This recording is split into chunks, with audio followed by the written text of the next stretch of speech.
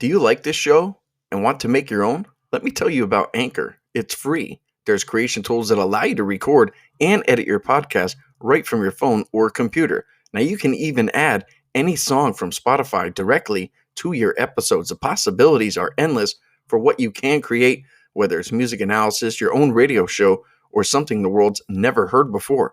Anchor will distribute your podcast for you so you can be heard on Spotify, Apple Podcasts, and many more. You can also make money from your podcast with no minimum listenership. It's everything you need to make a podcast in one place.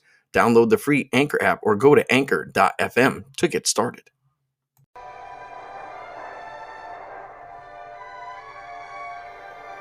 It's that time, the Betting Predators podcast, where our main objective is hunting down the best bets for you. I'm your host, Sleepy J. You guys can find me on Twitter at SleepyJ_pregame, joined here by the football fanatics, football gurus, Uncle Dave and Steve Rader. You guys can find them on Twitter as well at Dave_Essler and at Avoid the Vig. Guys, here we go. NFL Week 2. Uncle Dave and Steve, we're going to go ahead. We're going to trot through 6 games here.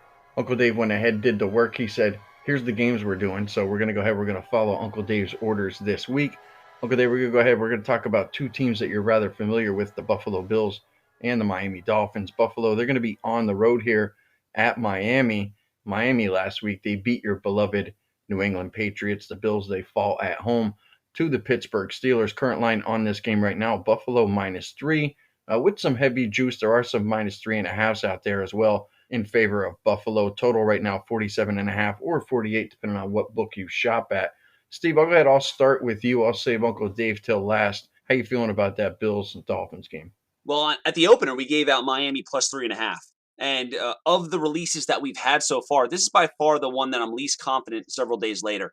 When you take a play at the opener, it doesn't allow you to kind of take everything in.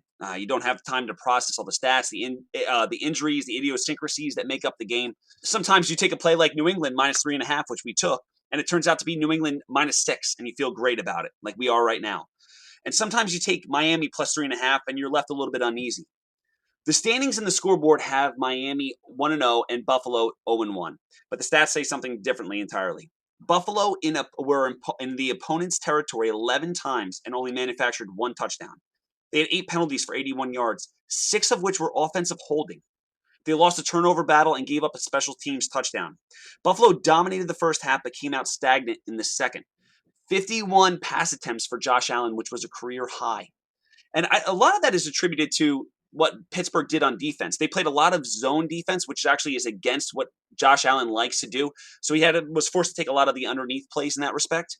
On the contrary, Miami plays a lot of man defense, which plays into Allen's strength. So it's going to be interesting to see how that translates this upcoming week. Miami, as you mentioned, beat New England. They gave up over 100 QB rating to a rookie quarterback in Mac Jones in his first start, didn't pick him off, and gave up 100 yards rushing to Damian Harris. New England was 11 of 16 on third down, which clearly is a concern for Miami because that's a horrible third down efficiency. It's difficult to win a game when you can't get off the field on third down, but Miami managed to do so. And I'm not sure, what does that do? Does that mean is like bend and don't break defense that we should be excited about Miami? Or is that something that says maybe this is a sign of things to come and they aren't able to get off the field in that respect? On the other side of the ball, Tua is going to have trouble against the Bills secondary that finished 4th last year in pass defense and held Ben Roethlisberger to just 188 yards in a loss. My original handicap predominantly predicated on Miami being a divisional home dog, catching more than a field goal, with 2 points worth of power rating value through the key number of 3. So there was a lot of things just right there that I like about it. But as I dig into it, I'm not as much in love with it as I was on Sunday night. But Buffalo is hungry at 0-1, and it's a bad matchup for Miami. I don't hate Miami catching a little bit more than the field goal. And right now you can get chop and get -3 or +3.5 if you have a different book. But if I had my druthers right now, if I could start over, this is probably something that I would pass at, sit back and try to learn something from. I'm not devastated that we have that Miami 3.5 ticket, but that's certainly not one of the ones that I'm super excited about coming into the week. All right, solid stuff there from Steve. How about you there, Uncle Dave? How you feeling about this game? Yeah, I can hear the angst in Steve's voice about Miami, and I like Miami here. I would admit that Tua isn't there, and that's based on one bad play in New England when he tried to scramble like he probably could have gotten away with in Tuscaloosa, and he forced a pass that was picked. But I think that's a fixable problem. If as long as it's not habitual, and I don't think it is. And bear in mind that Tua played on the road last week and also in front of fans for the very first time. And, the Dolphins have, in my mind, I think, a significant coaching advantage. And sorry, Buffalo fans. I think that was evident last week if it wasn't before. The Dolphins won that game that they were statistically destined to lose, and the Bills lost a game they were statistically destined to win. And I look against the Steelers. Buffalo ran 24 more plays, converted 8 of 18 third downs, held the Steelers at 252 yards, and lost. And Miami was in the exact opposite stat position and won. So when you can win a game without your best, I mean, I think that's big. And now they face a Bills team that hung 56 on them to close out last season. I don't think Miami forgot that. And they play obviously the preseason division favorites. They can hand them a second loss and have a 2-game lead 2 games into the season. I mean, that's huge. And they play a Bills defense that I think is marginal at best. They were below average last year in both yards per play and third down conversion percentage. And Miami's defense actually led the league in third down stops. So, when I add all that up, and you add up playing in the humidity, and I think that's just an added bonus for me since, the stats we have, and I think the situation both tell me this is a WTF game or maybe wrong team favorite. So I bet the Dolphins plus 3.5 and might not need them. So that's where I did. I went with my instinct. I don't like to flop, although sometimes you want to. And for me, if I flop to Buffalo and Miami wins, I'm going to be really pissed. So I'm better off sticking with my gut and losing mentally. So I like the Dolphins. All right, well, there you guys go. For me, I don't like a side. I'm going to have to pass the side. I think the total is probably where to go. I was encouraged with what I saw last week from the Bills' defense. They held Pittsburgh down, I thought, rather well. And I think the Dolphins' defense here at home will probably show up. I'm not convinced that either team's probably going to be able to move the football a whole lot. And I think if Buffalo really relies on trying to get the ball to Stephon Diggs, he's not going to have an easy matchup. So I could see both teams being slowed down here. I like the under 48. I think that's a very good number. When I looked at it, I was thinking maybe I would see somewhere around 44 for this particular game. And maybe it just has to do with, how many points the Bills put up last year. But again, I think that Diggs is going to have kind of a tough matchup here. So that's what I'm going to do. I'm going to play the under in this one. I like under 48. That might even be like a 1 or a 2-star play for me. All right, guys, let's shift over to Kansas City at Baltimore. Kansas City right now minus 3.5. Total 54.5. Uncle Dave, I'm going to let you run on this one first. Chiefs, Ravens, how you feeling? I look at this as a tale of one team that did what they had to when they had to in the Chiefs and one that didn't in the Ravens. So, the initial reaction here, I think of the bettors might be the right one to go ahead and take Kansas City. Are the Chiefs going to roll Baltimore, who's also on short rest? Look at that line. If it's 3, the spread says the Chiefs would be -6 at home, give or take, or the same number they were against the Browns last week. So, in essence, that's saying that Baltimore and Cleveland are similar in power rankings. And, if the Ravens closed -3 on Monday night, they'd be -6 at home to the Raiders, in which case everybody would have been on the Raiders. So when I add this all up, the value, I think, is clearly on Kansas City. In as much as home underdogs, I think in primetime are trendy bets. I like the Chiefs. I think they're clearly in a better headspace. They have a better coach. They have the better quarterback. And after Monday night's meltdown, I think they have the better defense. And I've won many big bets fading Lamar Jackson and his inability to protect the ball over the years, and that was the case yet again Monday night. And something like that might not mean I might never bet on Baltimore, but it makes them hard to bet on, like for me ever. I just don't think they're built to play from behind. I saw the stat today where Jalen Hurts already has more 300-yard passing games than Lamar Jackson. So they're not built to play from behind, and I don't think the Chiefs are going to let them play with the lead. The Chiefs are good at playing from behind or playing with the lead. They've beaten Baltimore 4 straight, twice in Baltimore, scored 33 or more 3 of those 4 games. So much for that highly touted Ravens defense. And again, see Monday, see what they let the Raiders do. I'll take Kansas City for all the above reasons and the fact that they're probably in the Ravens' heads, to be honest with you. I heard people talking about that Raider game saying it was, maybe a look ahead to this game. I just laughed. Nobody has a look ahead in week 1. So I think this is one game where the initial reaction to the Chiefs and the bettors kind of piling on them early might be right. So I actually like Kansas City here, guys. Yeah, Uncle Dave, that's a pretty square pick. And when I woke up and I started looking at this game, I thought the same damn thing that I thought everything that you basically said. I looked at this and I said, this line should probably be -6. And I'm like, taking Kansas City seems pretty square.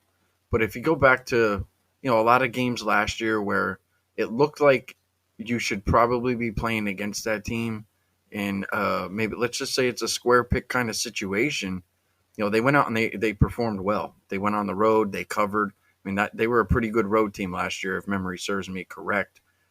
I don't see how we take Baltimore here at -3.5, and I don't even see how the hell, or +3.5, and I don't even see how the hell you could take them at +6. It would take me like +7.5 or like +10 to be on Baltimore in this particular game, and I think the reasons are justified. How the hell are they going to run the football? You're going to end up being in this game more than likely, and it's going to have to be a shootout. And I don't want Lamar Jackson in a shootout versus Patrick Mahomes and Tyreek Hill and Kelsey. I just don't want it. Baltimore's defense right now is banged up. Their offense is getting a little bit banged up. I don't know how this line is what it is. I think a lot of it has to do with maybe a situation where if both of these teams were healthy and Baltimore was coming back home off of a loss, but you touched on Uncle David, short rest. I think that was kind of a heartbreaker loss for Baltimore. I mean, they had their chances to certainly win that game. I mean, the Raiders basically won that game 3 times, if you ask me, but yeah, I don't know, Uncle Dave. I'm with you 100%. And if this is the square play and the Joes are on this one, I'm with the Joes here. So my gut feeling, Uncle Dave, says that we see this one being a pros and Joes kind of game. I just don't know how the hell you get to Baltimore in this particular game. So that's what I'm going to do. I'm with you 100%, Uncle Dave. I'm happy to lay the 3.5. I'll lay the hook here. I think the line's just wrong. I think there's a bad matchup for Baltimore here. So with all that said, Steve, what are you thinking? Well, it's funny because Dave picked the games for this week, and I feel like a lot of the games that we have are plays that we've already given out. So we actually gave out KC -1 at the look ahead line, and that was actually something that was tipped off by Dan Rivera that put me onto it. So we gave it out to everybody. Ultimately, we have great value right now, right? It's sitting at 3.5. I downgraded Baltimore after those cluster injuries at the running back position, and certainly with Peters being out for the year, that is not something that you want to have happen when you're playing KC. I downgraded them even further when they weren't impressive against Las Vegas, a team that's projected to win under 500. Harbaugh was looking like his brother in Michigan out there. There were some really bad coaching decisions from the game this past Monday night. Darren Waller was all over the place. I think he had 19 targets and was just absolutely killing it against a Jimmy Smith-less secondary. If Smith's out again, KC has another tight end. I'm not sure if you've heard of him, but his name is Travis Kelce, and he's apparently pretty decent. I'd expect him to get his fair share of targets on Sunday, and that might be a player prop that we look to exploit moving forward. But KC wasn't overly impressive either. They got the win, but KC lost the rushing battle 2-1. They lost the YPP battle 8.25 to 6.5, and they were +2 in turnovers. KC in their last 12 games are 10-2 straight up, but they're 2-10 against the spread, and 9 of the last 10 wins were less than a touchdown. So I hear what you're saying. I definitely do, and I'm happy that we have that KC -1 ticket, but I'm certainly not looking to lay more than a field goal. In fact, there was a time and place that I was considering the Baltimore +4. But in all honesty, I can make a case for KC -3 and Baltimore +4, and if you're thinking like that, that's when you step aside and just say, listen, we're going to watch the rest of this game. I'm not going to play any more than what we already have on that KC -1. And we're going to see if we learn something here. I can make a good case for either team why you'd back them. And I can certainly make a good case why you would stay away from the game. All right, solid stuff there from Steve. One of the things I didn't get to mention with my KC handicap is, I believe when they come, they're playing a home game, and Cleveland comes in there and scares the living daylights out of them, almost beat them. I think that served as a wake-up call for Kansas City that, the teams that maybe they thought that they could roll over, maybe a team like the Cleveland Browns who, they beat last year, even with, Mahomes not out there playing, maybe it served as a wake-up for them. And I know that this is going to be a road game here, so I just wonder if they're extra alert for this particular game. And if they just go in there and they with guns blazing, try not to mess around, with this Baltimore team, in their house. So solid information there on that game. Let's jump over to the Cowboys at the Chargers. Right now, Chargers -3.5, total 55. I don't have much of an opinion on this particular game. I haven't had much time to go ahead and dig in and look really at the Chargers. Watched all the Cowboy game though when they did play. Steve, I'll start with you with this one. Cowboys Chargers. How you feeling about that one? It's interesting because Dallas looked incredible on national television against the Super Bowl defending champions and Tampa Bay Buccaneers. But when you look at the game, they were +3 in turnovers. It's extremely difficult to lose a game that you're +3 in turnovers, yet the Cowboys managed to do the improbable. I mentioned it before, but it's worth repeating. The team that wins the turnover battle is more indicative of the winner than the team that is leading at halftime. Even with that edge, they couldn't win the game. So that's concerning to me. With that being said, I did upgrade Dallas because I thought Dak actually looked better than I expected him to. I had serious concerns about him coming into the season with the multiple injuries that he had. Elliott was ridiculed for his lack of production. You look at the stat sheet, and it doesn't seem like Elliott performed very well. But he was incredible in pass protection, and Dallas recognized running against Tampa is like running through a wall. So it didn't make sense for them to do it. So they kind of threw that out the window. So I do expect a little bit of a bounce back here from Elliott, but there's been some love about Pollard moving forward. So it'll be interesting to see how that running back situation moves forward throughout the season. Dallas is a team that will go as far as their offense takes them because their defense is absolutely pathetic. The Chargers, on the other hand, and this is kind of where it led to another bet that we've already given out, is coming off a victory against the Washington football team. Fitzpatrick was injured during the game, and Heineke came in relief, which doesn't strike fear in the heart of anyone.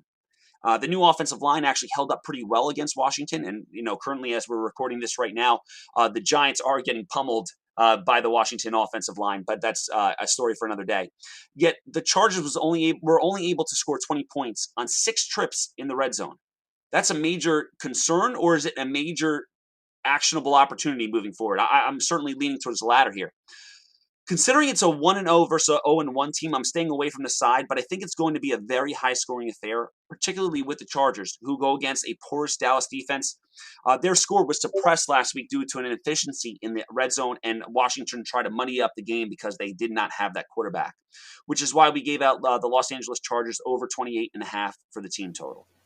All right, good stuff there from Steve. I'm going to go ahead. I'm going to take the 3.5 points here with Dallas, and it comes down to what you said, Steve, that Dallas offense is pretty damn good.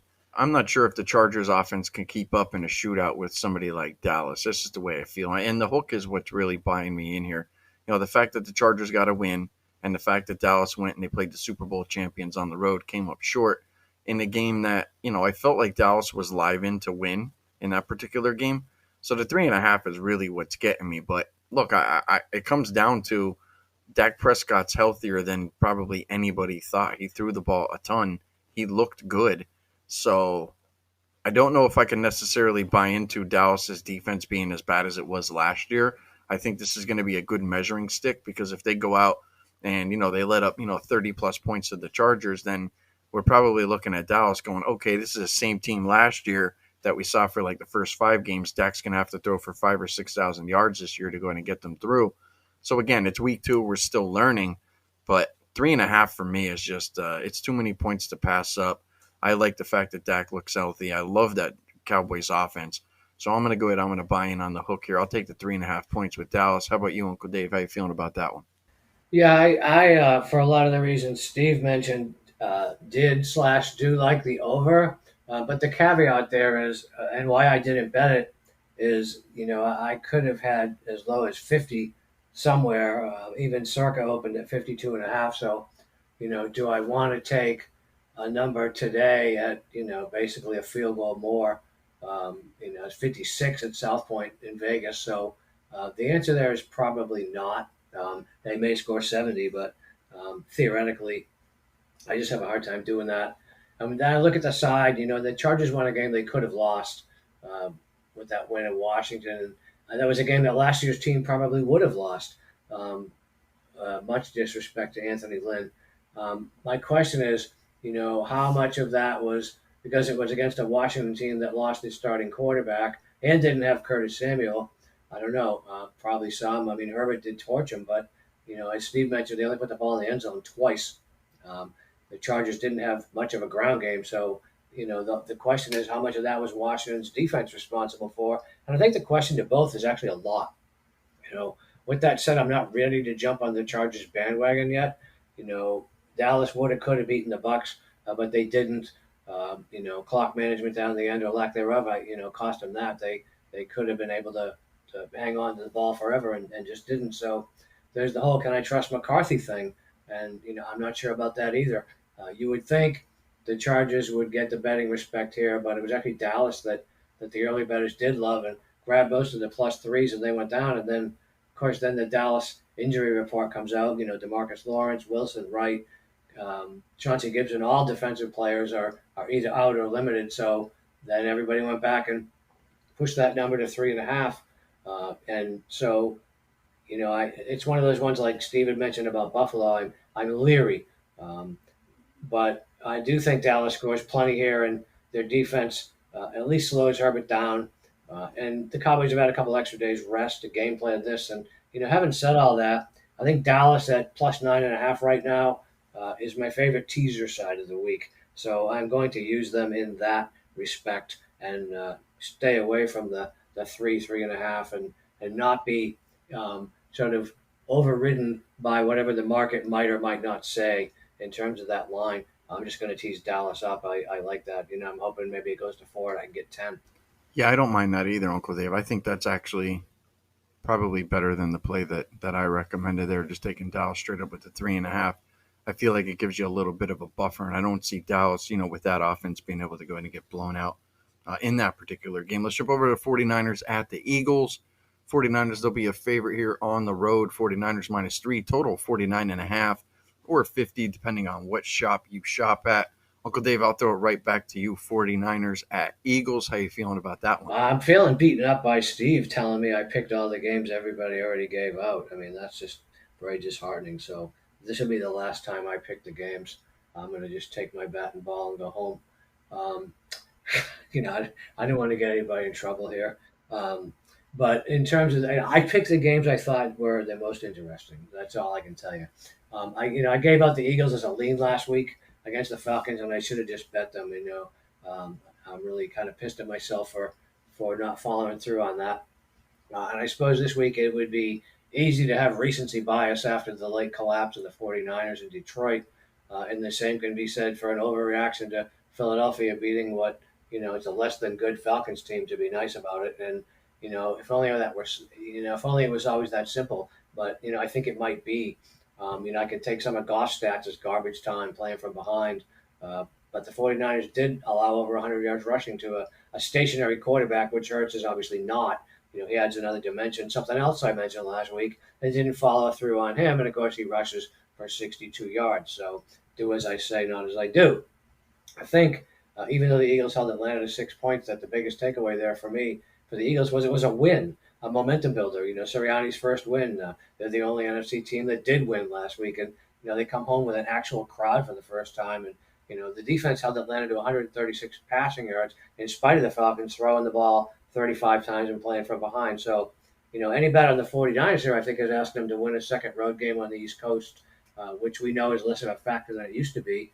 But before a Sunday night home opener against the Packers, who they've played each of the last 4 years. So will they actually be looking ahead? Probably not. But, when I add all the little things up, I come up with one big thing, and that's the fact that Philadelphia might well win this game. So this is another WTF game for me. I think the wrong team's favorite. I like the Eagles. Well, I took Philly with plus 3.5, and I immediately thought that number was going to go away. I think that you have to pizza bet too. The Eagles on the money line. So I'm kind of in line with you here again, Uncle Dave. I don't know how you get to San Fran in this particular game. Right now they're using a 2-quarterback system with a banged up running back committee, and you also have Brandon Ayuk, who is kind of MIA, missing in action right now. George Kittle, in his first action last week back after a hiatus, from his injuries and stuff from last year, he didn't look exactly super solid. And I think I was surprised a little bit by that Philadelphia offense. Hurts looked really good. He was throwing the ball, to Smith, Rager, Goddard. Ertz even got in on the action. The running backs looked really good. But I really think it comes down to the Philadelphia offensive line. And that's going to be one of the big things that I probably bring up a lot throughout this season. Philadelphia struggled last year because their offensive line was just absolutely a mess. And we're starting to see a lot of things that we didn't see last year, and we're like, well, why is this? Why is that? I'm telling you, it's because of the offensive line. Jalen Hurts is going to look better. Receivers are going to be able to get open. Last year, I mean, they were pulling guys off the practice squads and out of the grocery stores to go ahead and catch the football. Well, we don't have that situation. Philly defense last week, they gave up 74 yards and 72 yards, I think, on the first 2 drives, and then they gave up 77 yards from drive 3 through 12. So it was like 9 straight drives and only gave up 77 yards. So I don't know what the hell the defense did, but I think a lot of people probably thought, the Philly defense was at least half decent. Their D-line has generally been, the strength of that defense, but the secondary stepped up. Even the linebacking core stepped up, which, I have them kind of rated a little bit low. But, look, I think it's Philly or nothing. I took the 3.5. I would be happy to take the 3. I would even make sure that I put a little bit of pizza money on the plus 125 or 130 or whatever you can get right now with Philadelphia. I don't know how the hell you get to the 49ers here. I just don't like it right now. Steve, what do you got? Well, first off, I do want to thank Dave for bringing these plays to the table because it's easy for me to talk about them. And I think it's unanimous at this point because we are also on Philadelphia plus 3.5 on the opener. And the line's starting to drift towards that 3, but there's certainly 3.5 still available, which you mentioned before. I got to be honest, I was really low on Philadelphia to start the year. I'm actually holding an under 6.5 win total bet on Philadelphia. So I certainly was not a fan of them. I've never been a fan of them as a Giants fan myself, growing up as a child. And obviously that has matriculated to this point right now as well. But I moved them up actually 1.5 points after an impressive performance in Atlanta where they dominated the Falcons 38-6. The question is, was that a product of Atlanta's ineptitude or Philadelphia's improvement? Like that is the question for basically all of these week 1 games. Was it the victor that we're celebrating, or is it the person that lost, the team that lost? Are we downgrading them, and who's sharing that ownership there? So that is something I really don't know what to do, but it's tough not to look at Philadelphia in week 1 and think of how impressive they were. Speaking of impressive, Hurts looked the part in week 1. He connected with his rookie college teammate Devontae Smith for 6 receptions on 8 targets for 71 yards and a touchdown. He's a rookie. It looked like he's ready to play immediately. San Francisco dominated their game, despite the box score making it seem closer than they actually were. It's a phrase from the Meatloaf Classic that always brings me back. Objects in the rearview mirror seem closer than they are. Detroit wasn't that close in that game. We've often stated that the San Francisco team is a team that you want to bet on early because of those injuries start to pile up, and inevitably they will. They may even switch to Trey Lance, which is somebody that we don't want behind center for them if we're backing San Francisco. I did downgrade San Francisco 0.5 point after letting Detroit back into the game on Sunday. In hindsight, it may have been an overreaction at the time, but we're going to get to that more in a second here. After all, they did have 3.9 net yards per play advantage, which is insane. They lost the turnover battle, and they were up 41-17 in the fourth quarter. If you stopped the game at that point, I think the perception on the San Francisco game is completely different. Their defense faced 57 pass attempts and only gave up 5.9 yards per attempt. But the Lions were able to rush for 4.8 yards per carry, which obviously is not good. And it's tough to get excited about a win against one of the worst teams in the NFL. It could be the worst team in the NFL in the Detroit Lions, but you can only play who's on your schedule. Now, here's where I'm not overly upset about what we did with downgrading San Francisco in this respect. They have injuries to Raheem Mostert, their starting running back, and the linebacker Dre Greenlaw. And both are major hits to their sides of the ball. So there is a downgrade on both sides there, which I think does make up for that half of point that we downgraded them in that respect. Garoppolo passed for over 300 yards. Hurts manufactured over 300 yards himself in the air and on the ground, which could lead to higher scoring contest. I haven't played that myself, but that's something that we are going to take a look at for sure. But that number has climbed from the opener. The only reason I'd be concerned about our play is that San Francisco spent the week on the East Coast, which tends to be a bonding opportunity for teams, and they tend to play better in those environments. But I'm still pretty excited, just like the guys said tonight. Certainly Philadelphia plus 3.5 I'm excited about, and it looks like the market is agreeing with us as those numbers are trending down to that -3 there. All right, well, we all agree there that Philly looks like they're the side to go after for that particular game. Let's jump over to the next one here. We got the Rams and the Colts. Rams are on the road here at Indianapolis. Rams -3.5. Total 47.5 or 48, depending on where you shop at. I particularly don't have a lot in this game. My original first thought was just go ahead and take the 3.5. And it seems like I'm taking a lot of 3.5s this week. So that's what I would do. I don't really have a strong handicap for this game because I don't feel super strong about the Colts, but my gut feeling says take the 3.5. I know the Rams looked, let's just say, half decent against the Bears, but when you have Andy Dalton out there running your offense, sometimes I wonder how motivated that team actually is. And I think that was actually a tough spot there for Chicago. I do like Chicago this weekend, though. I will go ahead and say that. So for me, it would be the Colts plus the 3.5. More than likely, probably not going to play it. So I'll call it an official pass for this podcast. Uncle Dave, I'll throw it over to you. Rams, Colts. What are you thinking? The question here is, are the Rams that good, having beaten the Bears, and are the Colts that bad, having lost to Seattle? And I think the truth is somewhere in the middle, as it usually is. But against the Seahawks, the Colts ran 18 more plays, had more first downs, punted less penalized, won the time of possession battle by a wide margin, and obviously lost the game fairly handily. But that secondary was victimized by a mobile quarterback for chunk yardage, and Stafford isn't as mobile as Wilson. But I think honestly, Seattle has a better wide receiving core. But the Rams did the same thing to the Bears with the big plays, and Jackson only had 2 catches. So we have to, I look at both quarterbacks in this game with limited reps with new teams. They should only get better. As expected, the Rams took all the early money, but for Indianapolis, it really is already desperation time in week 2. If they fall to 0-2, they've got games in the next 3 weeks, I think, at Tennessee, at Miami, and at Baltimore. So, 0-5 is a very real possibility for this team that a lot of people are kind of high on. With that in mind, I'd like to make a case for the Colts, even teased, but I really just can't. The Rams defense with Darnold and Ramsey, arguably the 2 best at their positions in the NFL, is just too much to swallow for me to make that bet. Stafford's like a kid in the candy store anymore with actual hope. And Wentz is like a kid in a candy store with his own team now and far less talent. I trust McVay. I trust Stafford. And the Rams defense just is that much better than trusting the Colts defense. And, Wentz, no disrespect to Frank Reich, but, I think the Colts have been a little stubborn and a little hasty with Wentz. And, no preseason. I think they just are going with it. And, I'm not sure that was a good idea, but, I think that 0-5 before mentioned start is more likely to happen than the Colts winning this game. So I actually like the Rams. All right. Well, there's Uncle Dave. He's going to go ahead and take the Rams on that one. Steve, I'll let you go and close up the Rams Colts. What are you thinking?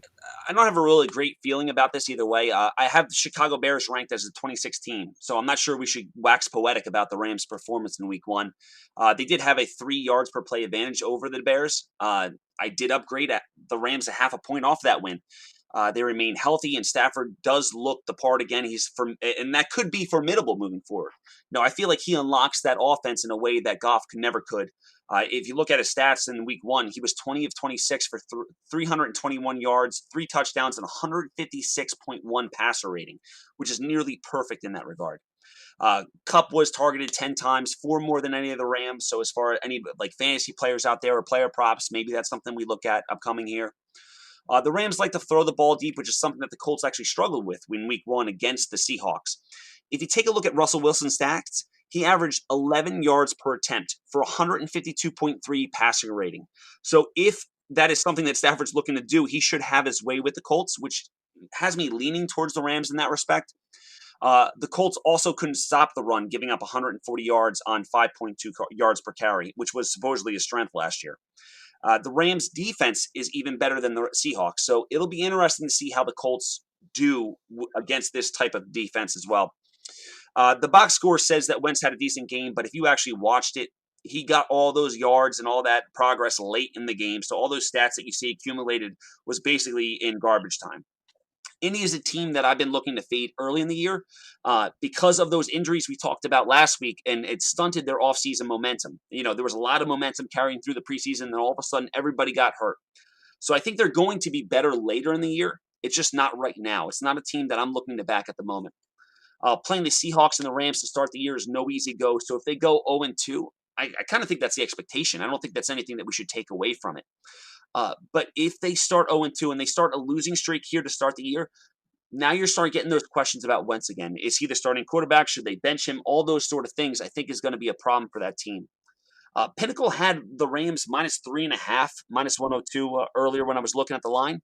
If that actually hits 3, I actually might consider laying the field goal. This is a game that I was going to pass entirely, but if it does go to Rams -3, I might throw a little bit something on there, especially now that Darius Leonard is back, banged up on that defense. He's certainly an integral part of that D. One play I'm going to go ahead and I'm going to make for this game, it would probably end up being my strongest play, would probably end up having to be Jonathan Taylor over his rushing yards, which right now you can find, in that area of like 60, 65 yards. I have the LA Rams linebacking core as like bottom 5 in the league. And if you go back to last week and I mentioned a couple of props, David Montgomery's over. He absolutely ran all over that Rams defense, and it was David Montgomery. Historically hasn't been exactly, the greatest running back in the league, but Taylor last week got 17 carries in a game which they were probably going to end up being a little bit more pass dependent in that game.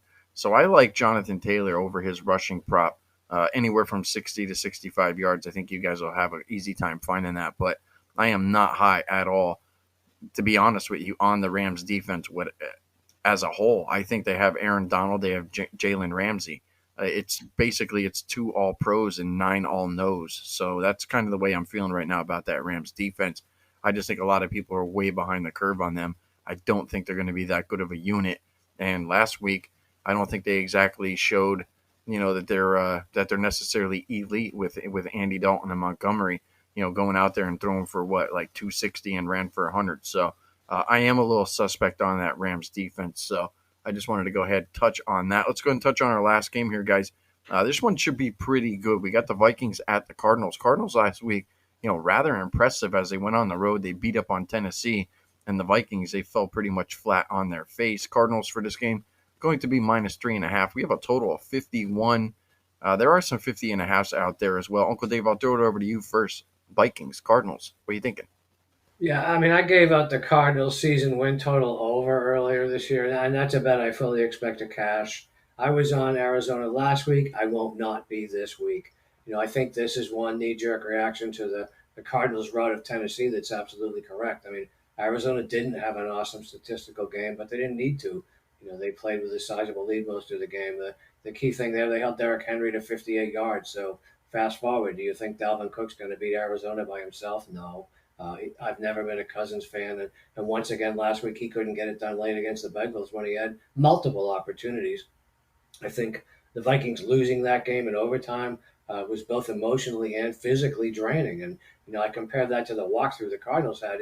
It's clear which team is fresher here, and Minnesota lost that game again instead of winning almost every stat category I'd put much stock in, which just makes it worse for them and Mike Zimmer. And people bring up Arizona, they immediately think of Kyler Murray and DeAndre Hopkins, and rightfully so. But most forget that they have J.J. Watt now. He's not what he was, but he's better than most, and he's a locker room presence. They still have Chandler Jones, 5 sacks last week, and second-year guy Isaiah Simmons. He was the 8th pick in last year's draft, and last week he led the Cardinals with tackles and had an interception. So, cue the Vikings have a rough time moving the ball against Cincinnati and coming into Arizona. I don't know. I would consider the under, although I suspect many won't, and there could be a better number later. But, I can't do anything but take Arizona, which I grabbed 3 when the lines came out. But I still think Arizona covers here. I would be the first one not to take the obvious, as you guys know, but, the obvious isn't always wrong. And again, you have Arizona coming back for their first home game, and they have fans and they have excitement. And, for several years, it used to be the home field advantage was like huge. I don't know. We don't have to talk about how much of a point value it was, but home underdogs always covered, and then the last maybe 4 or 5 years, it's kind of been the other way around, where home field was pretty much overvalued, and a lot of the road favorites won and won handily, which goes back to something you said, Sleepy, about just take the better team and do the obvious. And I think this year we saw it a little bit last week, but I think we're going to see it more for at least the next few weeks, in that, the home field does mean a lot, especially this year with fans coming back, and especially, until teams start to get eliminated and apathy comes in. But I love Arizona here, and I don't think there's anything either one of you guys could say that could change my mind, whether Steve gave out a bet on it or not. I love the Cardinals. Yeah, I think what's interesting about this particular game is if you see what the Cardinals did last week there, Uncle Dave, to Derrick Henry, it might actually give you a little bit of hope that they could probably do the same thing to Dalvin Cook. And I think the Vikings' rush defense is actually quite good. I think maybe they can go ahead and bog down that Cardinals rushing attack. And I think this ends up being more of a passing game. So I would be a little bit on the opposite side of here, Uncle Dave. I would probably lean towards the over. As far as the side is concerned, I'm not sure because I don't know how good this Cardinals team is. I believe we all think that they're better than they were last year. I think they kind of have to be. So I would either lean there with you, Uncle Dave, but man, I've been taking so many 3.5s. I sure as hell don't want to lay it. So I'll pass the side, lean to the over, and I might actually look for a couple of props here for this particular game, but I'm going to keep it short and sweet with that. I don't want to take too much risk on that particular game. Steve, I'll let you go ahead and wrap it up. Vikings, Cardinals. What are you thinking? Yeah, so this is it's interesting here, right? So I didn't give out a bet. I made a personal bet at Minnesota plus 4.5. It started off -3, went up to 4.5, and then it came back down to 3.5 right now. With the public getting involved, I wouldn't be shocked if we see some Arizona money here. Arizona looked incredible in week 1. Minnesota did not. The Cardinals had a 2.3 yards per play advantage against Tennessee, a Tennessee team that was supposed to finish above 500, compete for that division crown, and still may even win it. I mean, they may even be the favorite. I don't even know what the odds are right now. But they did not look good in week 1. Arizona was +2 in turnovers, so that should temper expectations a little bit, but it doesn't really make up for the 25-point loss. You're not explaining that you lost by 25 points because you lost 2 turnovers. We saw the good out of Kyler Murray in week 1, but he has that propensity to vacillate back and forth. Sometimes I watch him play and I'm like, he's incredible. He's one of the top 5 quarterbacks in the NFL. And then other times I'm like, he's bottom half. So I never really know what to expect from him. And I'm curious if there's more defenses that I'm not understanding that just play against him more so than I'm understanding right now. Minnesota, on the other hand, is a team I had high to start on the year. And obviously the disappointing loss to Cincinnati in overtime is not helping those tickets that I have in my pocket right now. So I'm a little bit nervous about that. But it's almost impossible to win when you have 12 penalties for 116 yards and you lose the turnover battle. So Minnesota put themselves in a position to potentially win the game in overtime, and they had 12 penalties for 116 yards. That's insane. They need to get better than that. And I'm curious if this is something to do with Mike Zimmer and what's going on in the offseason with them. They clearly are having infighting with, the whole vaccination. And it just seems like it maybe even more than that, which is a concern moving forward here. But ultimately, Chandler Jones had 5 sacks, which is going to be a problem for Minnesota because they have some offensive line issues. Chandler Jones is on pace for 85 sacks this season, which I think breaks, Michael Strahan's record. And I'm just curious if Brett Favre will fall down in front of Chandler Jones so he can actually take that crown from Michael Strahan. I'm not sure if that will happen or not. Minnesota gave up 20 of 26 for 2 touchdowns and 128 passer rating to Joe Burrow coming off of an injury. And clearly Kyler Murray's better than that. Minnesota was able to tally 5 sacks on 7 hits, but that might be more difficult because of the elusiveness that Kyler Murray brings to the game. Kirk Cousins was also impressive himself. He had 351 yards, but it's tough to get excited about Kirk Cousins after a loss to Cincinnati, and especially when Dalvin Cook struggled. He only got 3.1 yards per carry himself, and now he's going up against a team that held Derrick Henry to only 58 yards. So I'm really curious, and if you talk about something, what you're looking at, watching a game, and you try to want to watch something different than just the game outcome, I want to see what Dalvin Cook does against this defense right now. Like I said, I have that 4.5 ticket, but I don't feel overly confident about it, and I certainly didn't give it out to anybody else. I'd lean Minnesota, but I don't feel great about it. And after talking to you guys and hearing Dave's excitement for Arizona, it's certainly a play that I'm going to stay off of. I'm not going to do anything more than I've already done. All right, well, I felt like we had a pretty good podcast there, guys. Went through all the games, gave out a bunch of picks. No derivatives on this one. I'm surprised, Uncle Dave, because you usually have some first quarter, first half stuff. But Well, Sleepy, I just have too much work to do right now to get that deep into the derivatives. You're making me do college football. You're making me do the NFL.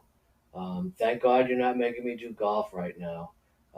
You want derivatives, fine. Next week, I will give you nothing but derivatives. Then you'll say, but what about the side, Uncle Dave? I mean, I mean, I thought Steve and Chris were those kind of derivative guys. I thought I was just gonna pick winners. I like it, Dave. As long as you're picking winners and we're tailing those, I'm excited about that. Well, thank you for that. I told you I'm not picking the games. You send me by Monday afternoon the games you want to do next week, or Sleepy. That is fair. We can do that. But if I wait for Sleepy, I might not get him until 2 hours before we're supposed to record. And then you're going to get nothing but derivatives. I can break down the first quarter. All right, Uncle Dave, enough joke. I will say this about derivative betting. We've done podcasts for how long, Uncle Dave, you and I? 6 years? I mean, we've been doing podcasts for quite some time. I actually got the best derivative bet last week from Dan Rivera, and he gave us Arizona first half over 10.5. I went and bet it, and I looked at it like 3 days later, and that number was long gone, and that ticket ended up cash. But that was a really good handicap from Dan, and you guys will go ahead. You'll hear Dan, and you'll hear Jay Smooth. We have our other half of our games that we're going to go ahead and cover, but big thanks, Uncle Dave and Steve, for going ahead, jumping on and covering these 6 games. You guys know where to find us on Twitter, at Dave_Essler, at Avoid the Vig, and at SleepyJ_pregame. And you can find us all on the best sports betting information site on the web, pregame.com. With that said, I'd like to wish you guys all the best of luck. Enjoy the games.